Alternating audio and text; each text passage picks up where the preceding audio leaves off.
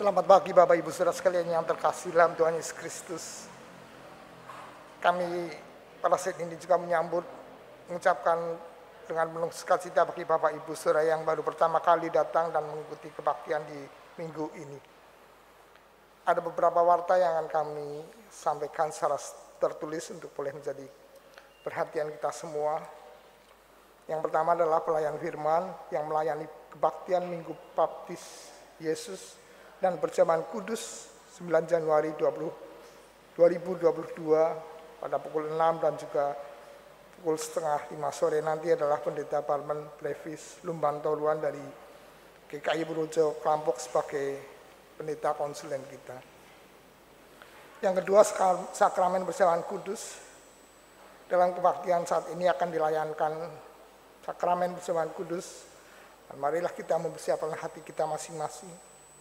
Dan bagi Bapak Ibu Saudara sekalian yang mungkin belum mengambil roti dan anggur, dapat mengambilnya di depan di bagian penerimaan tamu. Kami juga mengundang jemaat tamu dari anggota Baptis Sidi dari gereja lain yang mungkin bersedia untuk ikut ambil bagian dalam perjamuan kudus dengan mengisi formulir perjamuan kudus yang telah kami siapkan di meja penerima tamu. Dengan menulis nama lengkap, alamat di Purbalingga, gereja asal dan alamat gereja asal. Untuk roti dan anggur perjamuan kudus, kita pada saat ini, Bapak Ibu sudah mendapatkan semuanya. Jadi nanti ketika dilayankan perjamuan kudus, kita buka dulu bagian yang lebar, tempat hosti. Yang bawah akan dibuka dulu, itu untuk anggur, nanti tumpah. Jadi bagian atas dahulu yang lebih lebar, di mana tersimpan hosti, kita buka dulu. Setelah itu kita balik. Itu ya Bapak Ibu Saudara sekalian. Yang ketiga, berita kelahiran. Puji syukur kepada Tuhan telah lahir seorang putri dalam keluarga Bapak James Purba dan Ibu Rizkia Permatasari Putar-Putar, di mana merupakan cucu dari Bapak Bangso Putar-Putar dan Ibu Diana Simbolon pada hari Senin 27 Desember 2021 dan telah diberi nama Deborah Sadanauli Purba. Ibu dan anak dalam keadaan sehat. Majelis Jemaat dan anggota Jemaat GKI Purbalingga mengucapkan selamat dan berbahagia. Sekian warta lisan yang kami sampaikan. Informasi dan kegiatan lainnya dapat dilihat dalam warta jemaat yang ada. Marilah kita masuk dalam saat teduh untuk mempersiapkan diri dalam ibadah kepada Tuhan.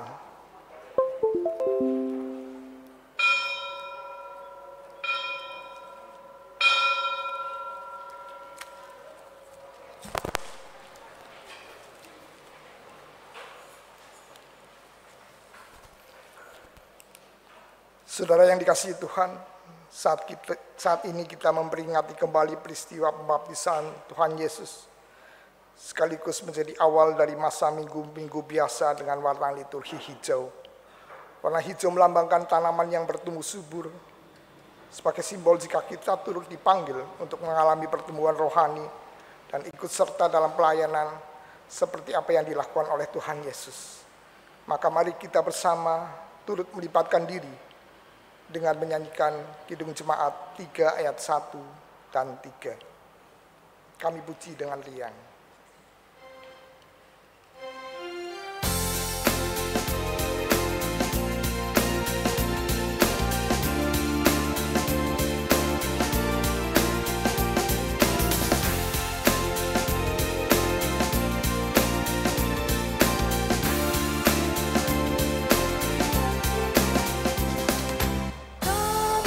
Puji dengan riang, Engkau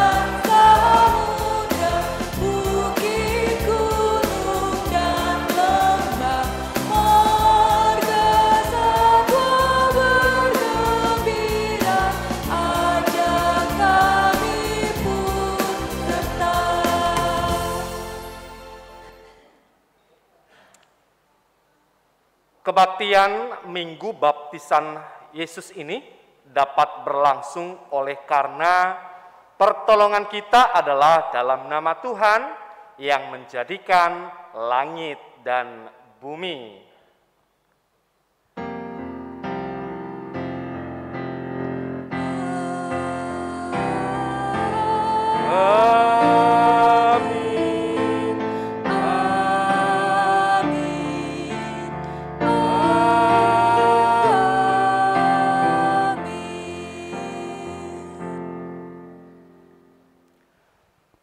Tuhan beserta dengan saudara sekalian.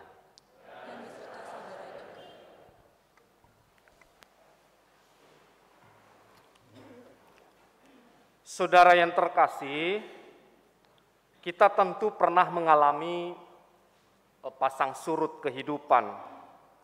Ada saat kita sukses, berhasil, dan ada saat di mana kita mengalami kegagalan. Namun kegagalan bukanlah akhir dari segala-galanya.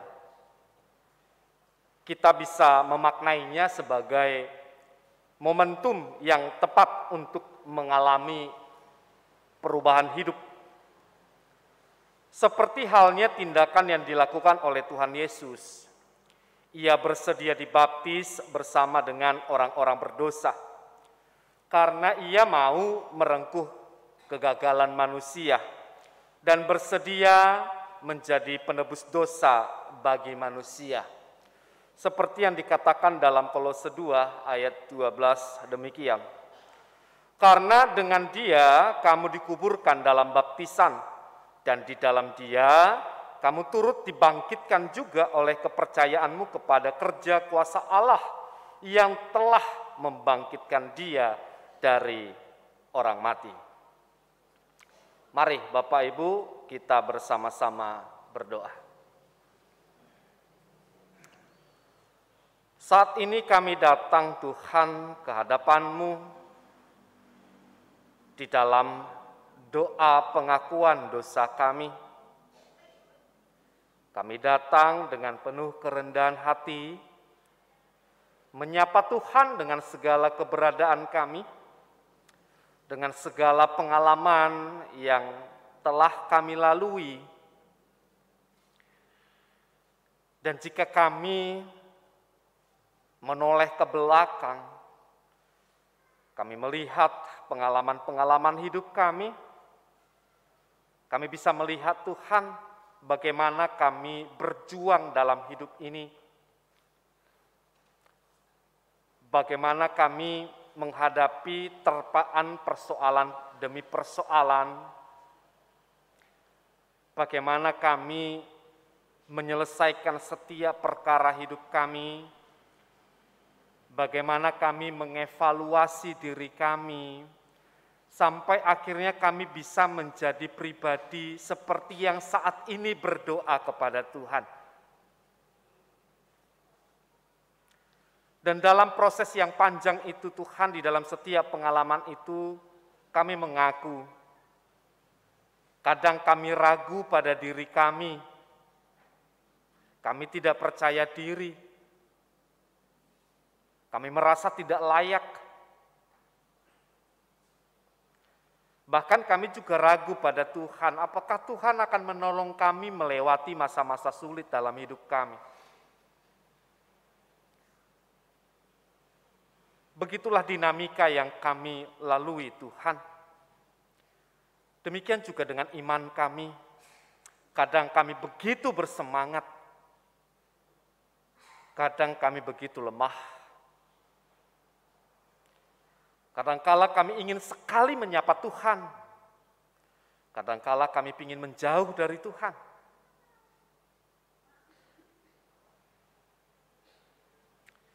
Karena itu Tuhan, di pagi hari ini kami memohon ampun kepada Tuhan.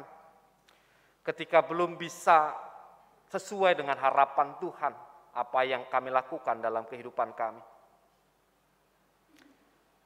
Layakkanlah kami Tuhan, sucikanlah kami, supaya kami dapat menjadi anak-anak Tuhan yang terus bertumbuh dan bertumbuh. Tolonglah kami memaknai setiap kegagalan dan perjuangan hidup kami, sehingga di hari-hari ke depan kami bisa terus berjalan dan mengimani akan penyertaan Tuhan. Di dalam nama Tuhan Yesus Kristus kami mengaku. Amin.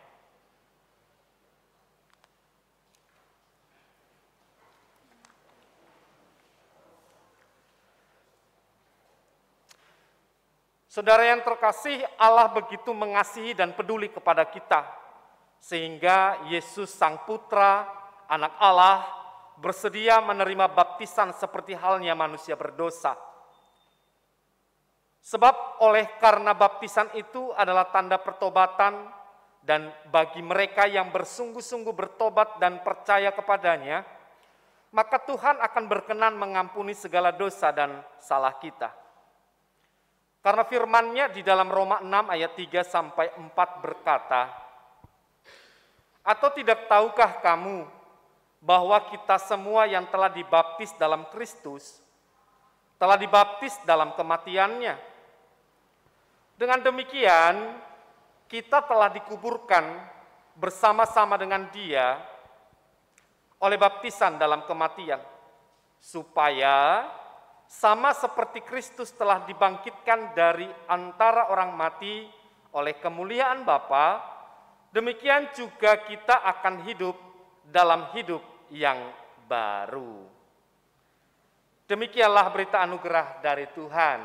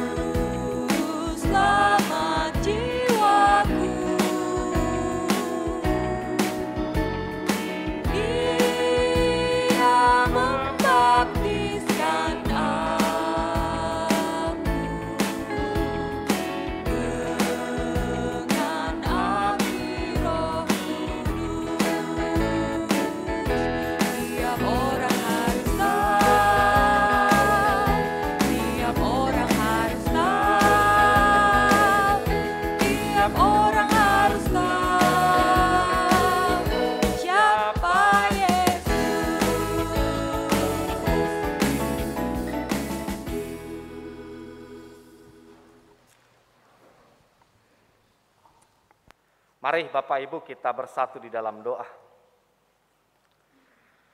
Tuhan, sebentar kami akan mendengarkan sabda Tuhan. Kami akan merenungkannya dan berusaha untuk melakukannya, menerapkannya dalam kehidupan sehari-hari. Dan tentu untuk itu semua Tuhan kami sadar dengan segala kerapuhan, ketidakmampuan kami, kelemahan kami. Kami membutuhkan kuasa Tuhan, kuasa Roh Kudus, Sehingga kami diberikan hikmat untuk bisa memahami, memaknai, menyelami kedalaman firman Tuhan. Sehingga hati kami pun bersuka cita, kami merasa disapa oleh Tuhan. Kami dapat merasakan bagaimana Tuhan hadir dalam kehidupan kami untuk mendukung kami, mensupport kami menjalani kehidupan ini. Di dalam nama Yesus Kristus, Sang Firman yang hidup, kami berdoa. Amin.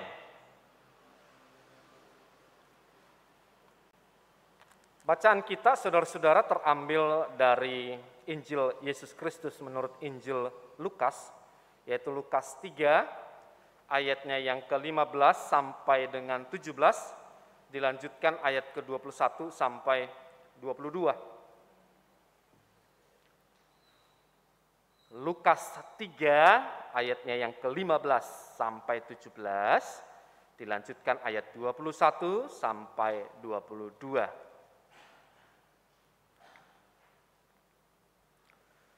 Tetapi karena orang banyak sedang menanti dan berharap, dan semuanya bertanya dalam hatinya tentang Yohanes, kalau-kalau ia adalah Mesias.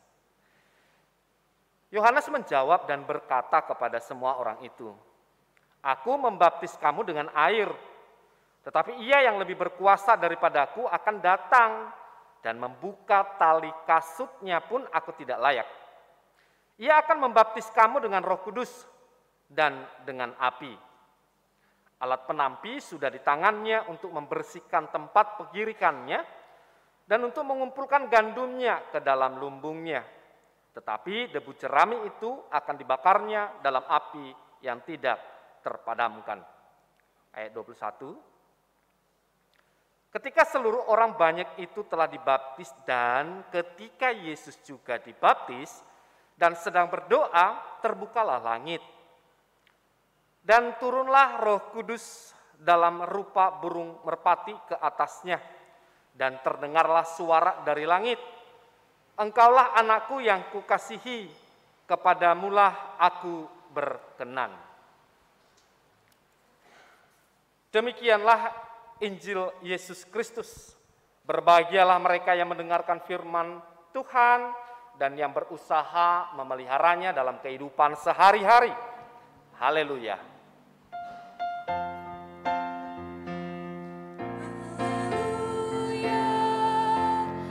Haleluya, haleluya.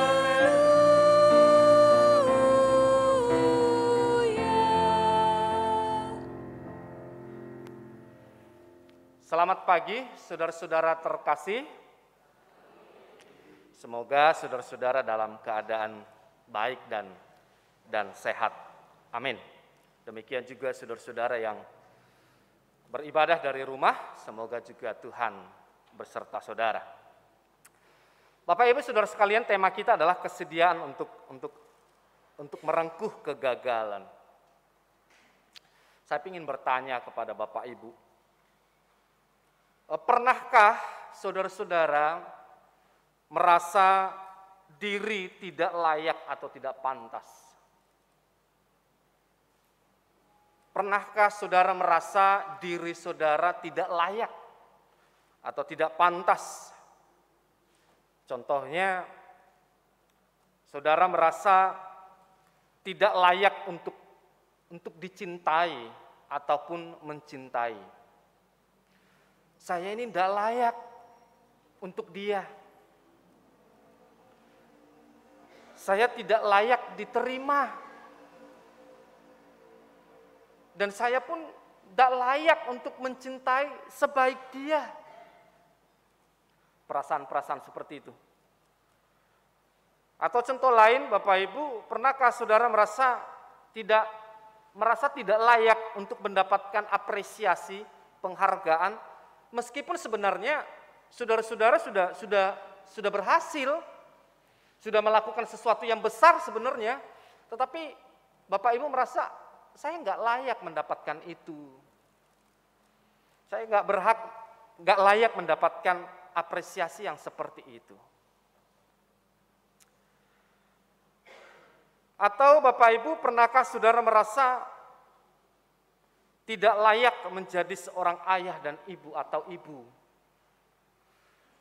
Saya ini tidak layak disebut ayah. Saya itu gagal membina keluarga saya. Saya gagal menuntun anak-anak saya. Saya tidak layak disebut ayah. Atau juga demikian ibu. Saya tidak layak disebut ibu. Saya merasa tidak pernah hadir bersama anak-anak saya, keluarga saya, karena kesibukan saya. Saya merasa gagal ketika melihat anak-anak saya berantakan.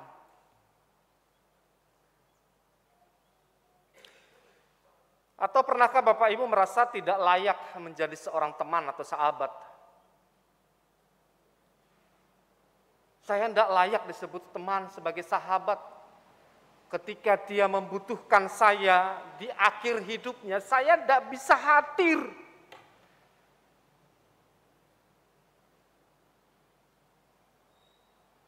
Seandainya malam itu ketika dia menelpon saya, ketika dia curhat, lalu saya angkat, lalu ingin bercerita dengan dia, mungkin saya tidak seluka ini. Saya tidak layak menjadi sahabat bagi dia sampai akhir hidupnya. Misalnya begitu. Atau Bapak Ibu,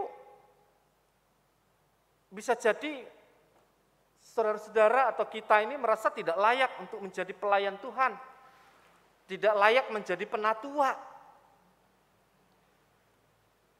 Masa lalu saya itu dulu suram Pak Barmen. Saya itu di lembah kekelaman. Saya itu dulu kacau hidupnya. Saya tidak pantas menjadi pelayan Tuhan. Saya tidak layak jadi penatua. Hidup saya di belakang saya begitu kotor.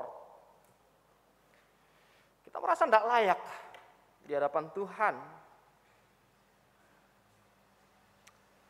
Atau bisa jadi Bapak Ibu kita juga merasa tidak layak menjadi anak. Sama seperti tadi. Saya tidak pantas disebut anak. Saya tidak layak disebut anak. Karena sampai akhir hayat orang tua saya tidak bisa membahagiakan mereka. Saya sibuk dengan urusan saya di kota, saya bekerja sepanjang hari. Padahal ibu kemarin sudah bilang, nah yo pulang dulu, kangen. Tapi saya jawab, bentar ya Ma, nanti kalau saya sudah cuti, saya tidak bisa, banyak pekerjaan. Saya tidak layak, karena saya tidak bisa membahagiakan mereka. Atau Bapak Ibu, pernahkah saudara-saudara merasa tidak layak untuk bahagia? Hidup saya ya sudah kayak gini-gini nih, ya wes lah. Kalau memang harus menderita sepanjang hidup, ya wes lah. Tidak pantas menerima kebahagiaan dalam hidup ini. Saya tidak tahu apakah itu dosa 7 turunan dari kakek nenek. Tetapi saya merasa tidak layak untuk bahagia. Dan mungkin masih banyak contoh-contoh lain Bapak Ibu. Pertanyaannya, kenapa seseorang bisa merasa dirinya tidak layak ya? Kenapa Bapak Ibu merasa tidak layak bahagia, tidak layak dicintai, tidak layak mencintai? Tidak layak sebagai ibu, sebagai bapak. Kenapa ya? Ada banyak penyebabnya Bapak Ibu. Ada banyak alasannya. Tapi kita bisa bilang salah satu yang membuat seseorang merasa bahwa ia tidak layak adalah kegagalan. Mungkin di masa lalu kita pernah gagal atau tidak berhasil mencapai ekspektasi atau harapan-harapan kita, sehingga kita merasa, kok gagal. Dan itu membuat kita kecewa. Nah sebenarnya enggak apa-apa. Tapi persoalan hidup itu tidak sesederhana itu.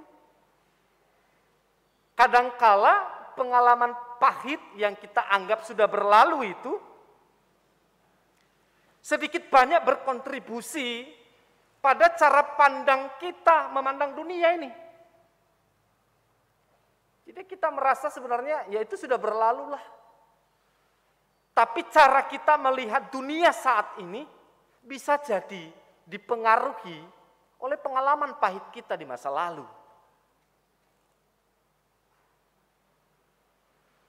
Tanpa kita sadari, kegagalan-kegagalan yang kita alami di masa lampau itu membuat kita memiliki cara pandang yang tidak biasa, yang menganggap kita menjadi tidak layak.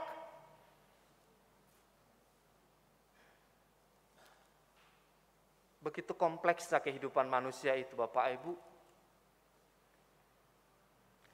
Nah demikian juga ketika kita berbicara tentang orang beriman, saudara-saudaraku. Kadang kita pun merasa tidak layak ya. Kenapa? Karena kita pun merasa pernah gagal menjalani hidup ini dan tidak sesuai dengan kehendak Tuhan. Kita merasa gagal. Aku iki wong Kristen ya. Seharusnya saya bisa menyatakan yang baiklah dalam hidup ini. Oh Tuhan itu kasih kok, seharusnya saya sebagai orang Kristen ya menyatakan kasih dong dalam kehidupan saya sehari-hari. Tapi saya merasa gagal. Bukan hanya kepada orang lain, di rumah saya saja saya nggak bisa menyatakan kasih Tuhan. Boro-boro dengan teman-teman di gereja, pada anak-anak saya pun bagaimana menyatakan kasih Kristus itu wangel. Saya merasa gagal Tuhan. Bisa jadi kita juga merasa gagal mengemban tugas atau panggilan Tuhan. Duh Tuhan, saya itu udah ditugaskan sesuatu yang luar biasa sebenarnya. Tapi saya enggak bisa menyelesaikan tugas itu dengan baik. Wah aku jadi pelayan komisi, orang tahu ketok. Saya jadi penatua, ya duduk tok. Saya belum bisa menjadi seorang yang baik di hadapan Tuhan yang melakukan tugas tanggung jawab saya dengan sebaik-baiknya. Aku gagal Tuhan.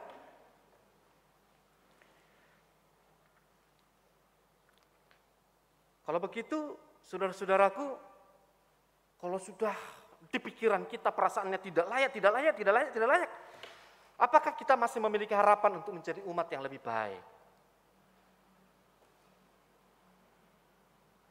Apakah kita masih punya harapan untuk menjadi pribadi-pribadi yang terus bertumbuh di dalam Tuhan?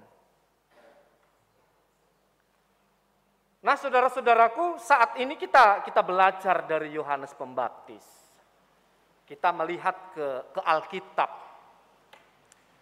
Yohanes Pembaptis pun pernah merasa tidak layak, saudara-saudara. Ia berkata, aku membaptis kamu dengan air, tetapi ia yang lebih berkuasa daripadaku akan datang. Dan membuka tali kasutnya pun aku tidak layak. Jadi Yohanes merasa tidak layak, tidak pantas di hadapan Mesias yang akan datang itu, bahkan untuk membuka tali kasut sepatu sendal. Kalau kita lihat film-film Tuhan Yesus begitu ya, sepatu sendal yang talinya sampai ke atas begitu. Kira-kira seperti itu yang dimaksud dengan sepatu sendal. Jadi talinya itu yang harus dibuka. Nah dan itu tugasnya biasanya dilakukan oleh budak. Jadi Yohanes merasa bahwa sebagai seorang budak pun, pelayan pun, yang tugasnya membuka sepatu Mesias itu, aku merasa gak layak. Rendah banget ya.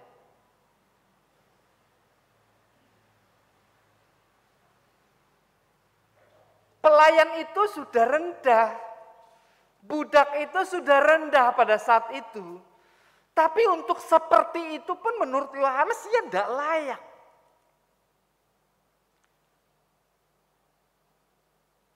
Kenapa ya? Kenapa Yohanes merasa tidak layak di hadapan Mesias itu? Karena menurut ia Mesias yang datang itu lebih berkuasa daripadanya. Kita jadi bertanya-tanya, emang kuasanya Mesias itu seperti apa? Sampai membuat Yohanes merasa tidak layak menjadi seorang pelayan pun udah nggak layak.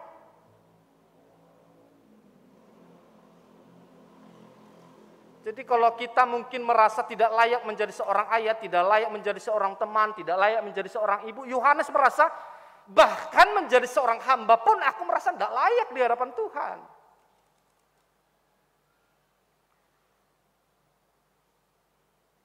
Jadi kuasa apa yang ada di dalam Mesias itu sampai membuat Yohanes seperti itu? Bacaan kita mengatakan Yohanes hanya bisa membaptis dengan air. Sementara Mesias yang akan datang itu akan membaptis dengan Roh Kudus dan dengan api. Apa bedanya? Sehingga ketika Mesias itu membaptis dengan Roh Kudus dan dengan api, orang-orang yang dibaptis itu dikuduskan dan disucikan kembali oleh Allah. Dan itu tidak bisa dilakukan oleh Yohanes. Apakah hanya itu? Kalau kita buka-buka Alkitab, Bapak Ibu, masih banyak. Apa sih sebenarnya kemahakuasaan Mesias itu? Di antaranya Alkitab mengatakan bahwa Mesias itu punya kuasa atau berkuasa mengampuni dosa. Dan itu tidak bisa dilakukan Yohanes maupun kita. Lalu dikatakan ia juga berkuasa melaksanakan apa yang telah dijanjikannya. Allah berjanji akan datang dan menyelamatkan manusia dan itu dilakukannya. Jadi kita bisa mengatakan Tuhan tidak pernah ingkar janji seperti manusia. Ia menepati setiap janjinya. Lalu yang ketiga kita bisa lihat Alkitab yang mengatakan bahwa ia berkuasa memberi kekuatan kepada umat manusia. Ia berkuasa meneguhkan manusia yang gagal itu. Kita belum tentu. Menghibur teman yang lagi sedih aja kadang kita kesulitan. Kalau ada orang yang lagi sedih, keluarganya lagi berduka, paling apa yang kita bilang? Sabar ya, semoga dikuatkan Tuhan ya, semoga dihiburkan Tuhan ya. Oke wis pol. Apa yang harus kita lakukan selanjutnya kadang kita tidak tahu kok.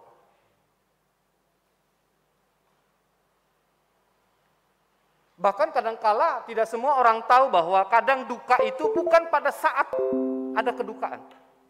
Bisa jadi ketika keluarganya itu dikuburkan, dibawa ke pemakaman, besoknya baru terasa kesedihan itu. Dan itu kadang tidak semua orang paham itu.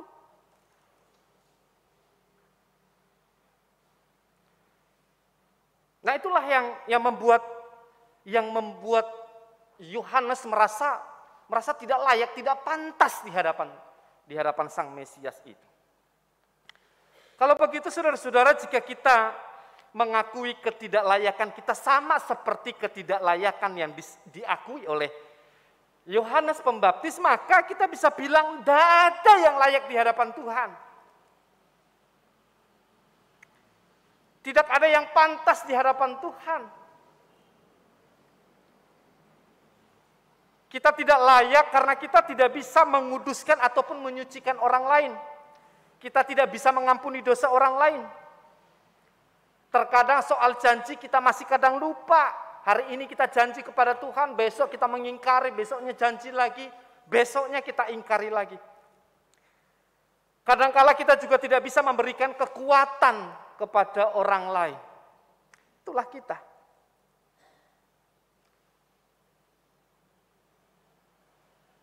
Tapi apakah Bapak Ibu pengakuan ketidaklayakan itu menjadi akhir dari segalanya? Apakah kita nggak diberi kesempatan? Kalau kita lihat bacaan kita, maknanya, kita bisa mengatakan bahwa pengakuan atau ketidaklayakan itu bukan akhir segalanya.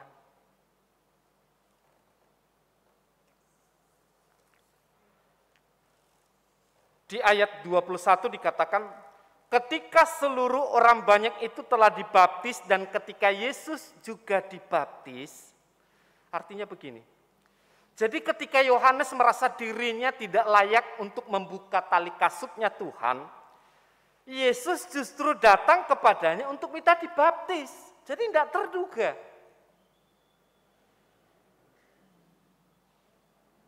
Jadi ketika Yohanes merasa tidak layak menjadi seorang hambanya Tuhan, justru Tuhan bilang, "Hei Yohanes, baptislah saya."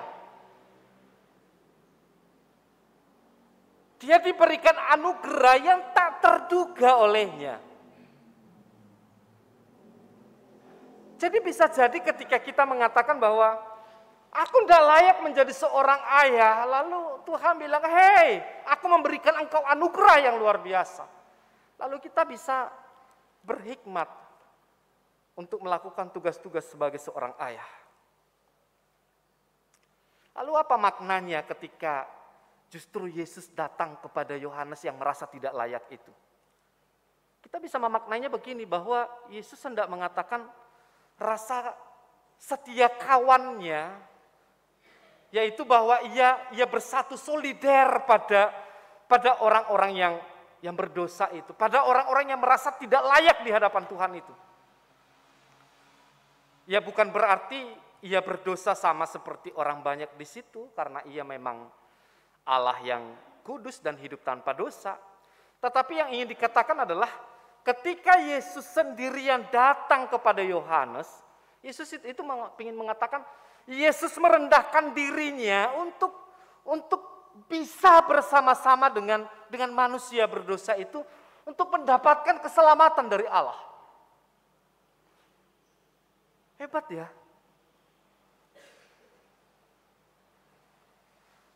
Ketika kebiasaan orang meninggikan diri, Yesus datang merendahkan diri.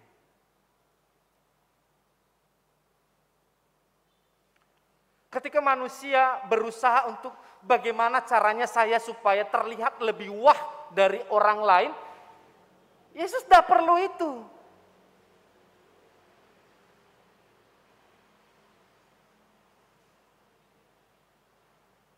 Langit tidak perlu dipuji tinggi, karena langit itu memang tinggi.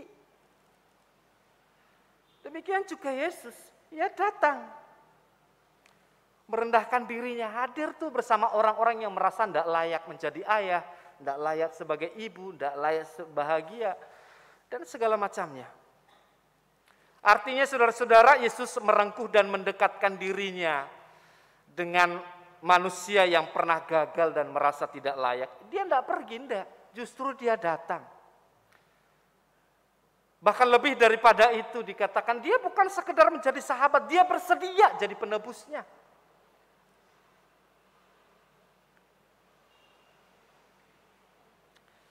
Saudara-saudaraku, semua orang pernah gagal dan mungkin banyak di antara kita yang juga merasa dirinya tidak layak karena berbagai alasan.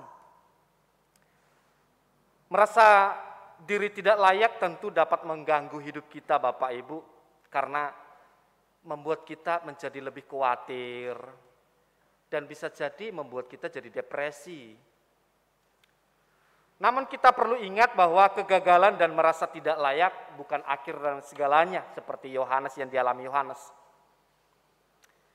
Kegagalan dan pengakuan tidak layak itu memang bisa menolong kita untuk tetap rendah hati. Jadi kita perlu menjadi orang yang rendah hati. Tapi juga Bapak Ibu bisa membuat kita menjadi rendah diri. Kita tidak merasa punya kualitas diri.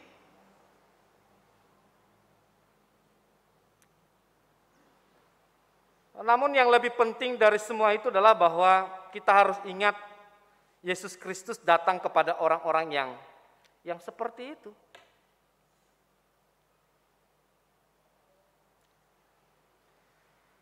Allah di dalam Yesus Kristus memperkenankan kita yang gagal ini, yang merasa tidak layak ini, untuk masuk dan menerima kasih dan rahmat-Nya.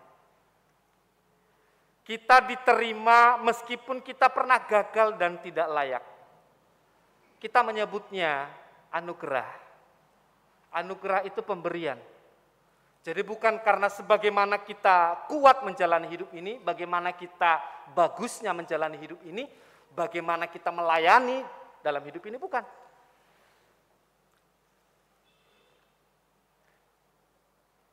Tapi pemberian. Nah, pertanyaannya, jika Tuhan sudah memberikan anugerah pada kita, lalu apa yang bisa kita lakukan ya? Kita sudah tidak layak nih, lalu dilayakkan oleh Tuhan. Lalu apa yang dilakukan seseorang yang sudah dilayakkan Tuhan? Yang bisa kita lakukan, saudara-saudara, ya merengkuh dan menerima semua hal yang terjadi dalam kehidupan ini. Tetapi bukan hanya menerima kenyataan itu saja, tetapi ada keyakinan di dalam diri kita bahwa di dalam segala kenyataan itu ada Tuhan yang juga datang hadir memberikan kita anugerah supaya kita bisa melewati tahap-tahap kehidupan ini.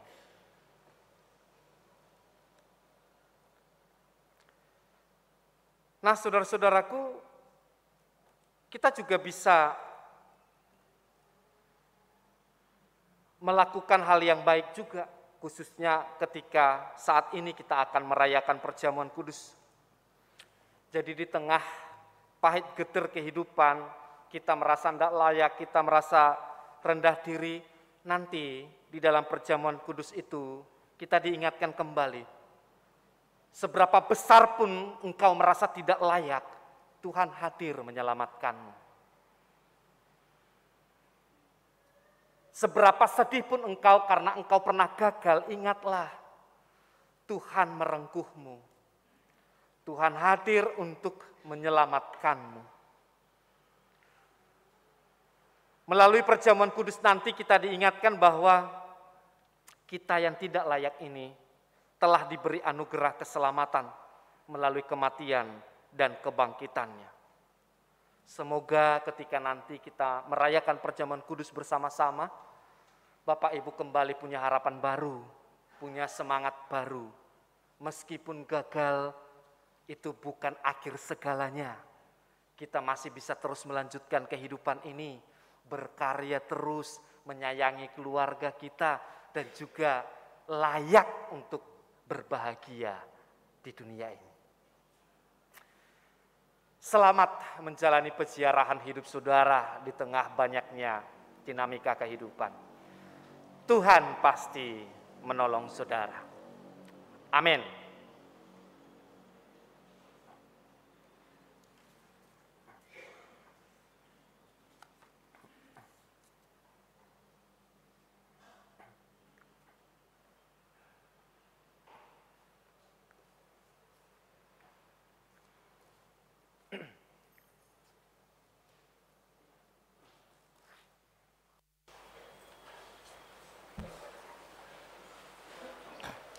Bapak Ibu, kembali kita akan mengucapkan apa yang menjadi pengakuan kita sebagai orang percaya bersama segala orang percaya di segala tempat dan abad.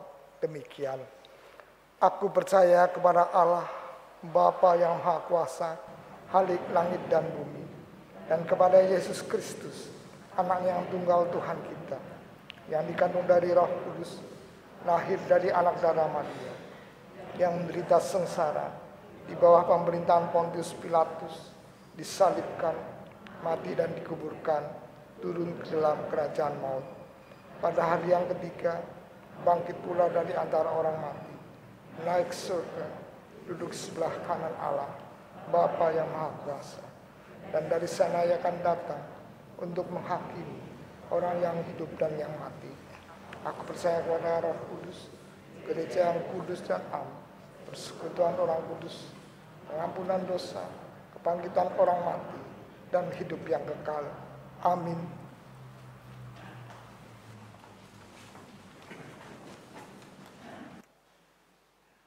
Mari saudara-saudaraku, saya ajak saudara untuk menaikkan syafaat kita. Mari kita berdoa.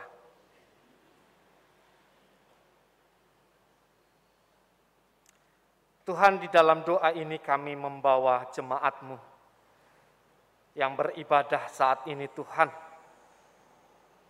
yang kadang merasa tidak layak karena berbagai kegagalan yang harus kami lalui. Untuk disapa Tuhan, dikuatkan Tuhan, dihibur Tuhan, dan dimampukan Tuhan untuk terus berkarya dalam kehidupan ini. Tolonglah anak-anak-Mu ini Tuhan, yang sudah berjuang sampai saat ini.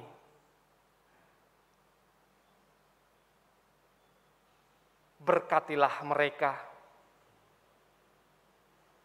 mampukanlah mereka melihat makna-makna di balik setiap peristiwa hidup ini.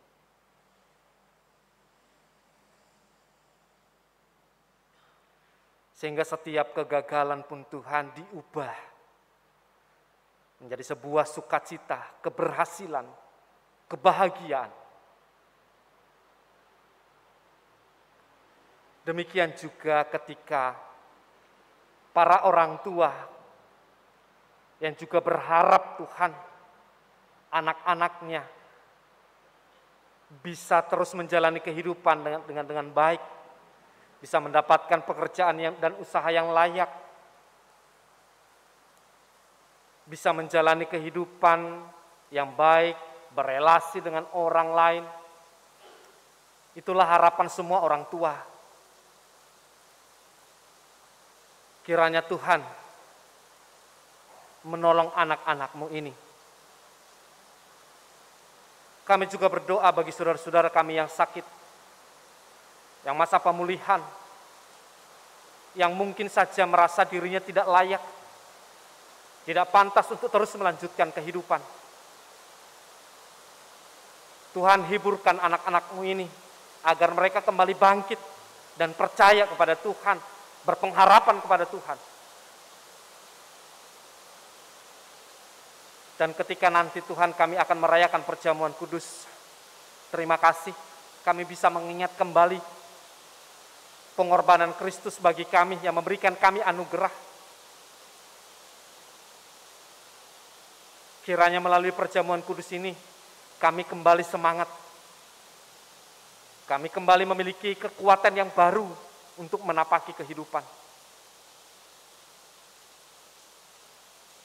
Sucikanlah makanan dan minuman syukur yang akan kami nikmati nanti, sehingga layak dan baik bagi tubuh kami. Inilah doa kami, di dalam nama Tuhan Yesus Kristus kami berdoa. Amin.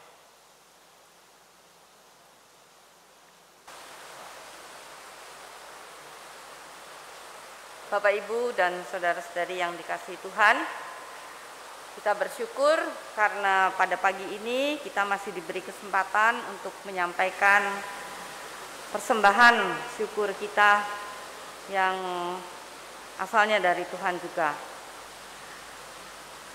Firman Tuhan yang mendasari persembahan kita pada pagi hari ini diambil dari 1 Korintus 1 ayat yang keempat yang berkata demikian.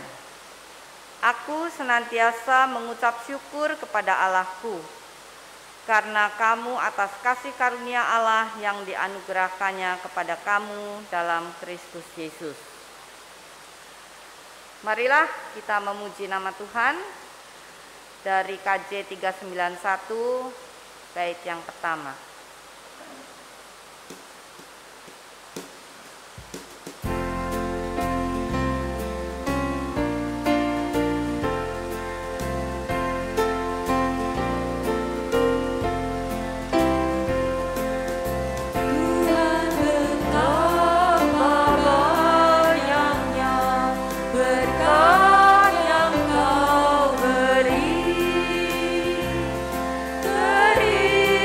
Teristimewa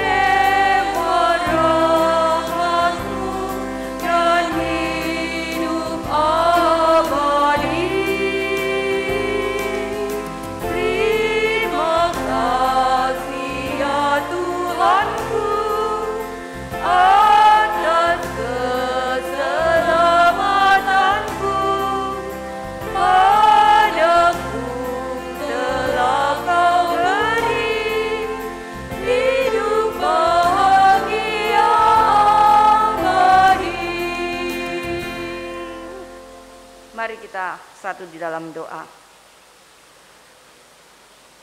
Bapa di dalam surga, terima kasih kalau pada saat ini kami masih diberi kesempatan untuk menyampaikan ucapan syukur kami. Terima kasih untuk setiap berkat yang sudah Tuhan berikan di dalam kehidupan kami. Terima kasih untuk anugerah yang Tuhan sudah berikan bagi kami. Biarlah kami tidak hanya memberikan persembahan dalam bentuk materi, tapi biarlah kami juga mau mempersembahkan hidup kami untuk memuliakan nama Tuhan.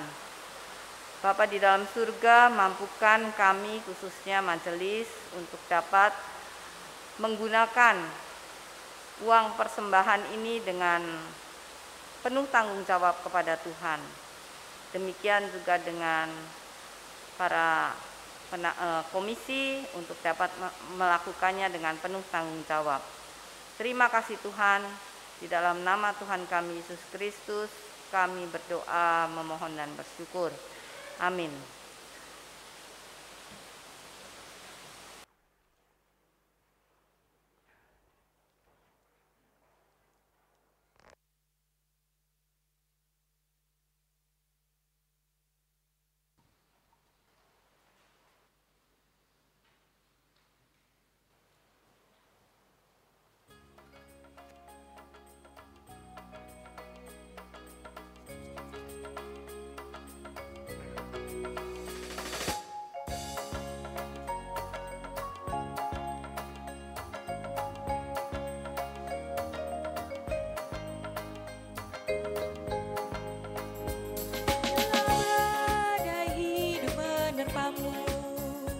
Dan cobaan pun datang mengganggu, hanya satu janji harapanmu, ya janji Tuhanmu pegang teguh.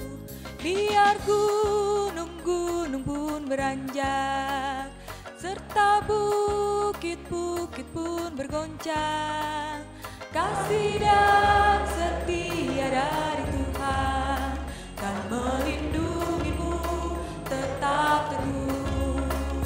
Pegang selalu janji Tuhan, jangan lepaskan walau siang atau malam. Enyahlah takut atau bimbang, Tuhanlah pemilik hidupmu. Dia gunung-gunung pun beranjak, serta bukit-bukit pun bergoncang, kasih dan setia dari Tuhan kan melindungimu tetap teduh, kan melindungimu tetap teduh.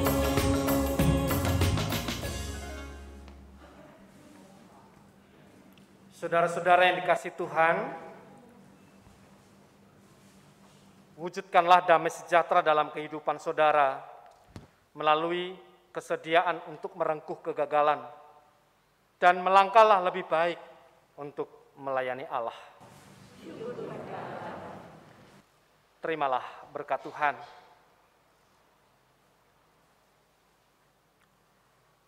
Tuhan memberkati saudara dan melindungi saudara.